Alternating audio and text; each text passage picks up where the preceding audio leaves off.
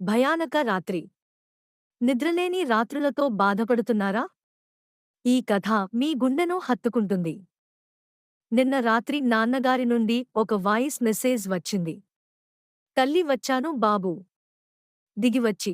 కాని ఆమె 2 వారాల క్రితమే కార్ యాక్సిడెంట్లో మృతి చెందింది. మళ్ళీ విన్నాను. అదే గొంతు. అదే సంతకం. నా భయం రెట్టింపు అయింది. మళ్ళీ ఒక మెసేజ్ వచ్చింది. అదే నంబర్ నుండి. కిందకు రాకూడదు. అది నేను కాదు. నా గుండె వేగంగా కొట్టుకుంటుంది. ఇప్పుడు నేను నా గదిలో దాగున్నాను. కిచెన్లో ఏదో ఫ్రిజ్ తెరిచింది. ఆ శబ్దం నన్ను మరింత భయానికి గురిచేస్తుంది. ఈ భయానక అనుభవం మీకు నిద్ర పట్టకుండా చేసిందా? ఇలాంటి మరిన్ని భయానక కథల కోసం మా ఛానల్ను సబ్స్క్రైబ్ చేయండి. మీ స్నేహితులతో షేర్ చేయండి. భయానక రాత్రులకు స్వాగతం.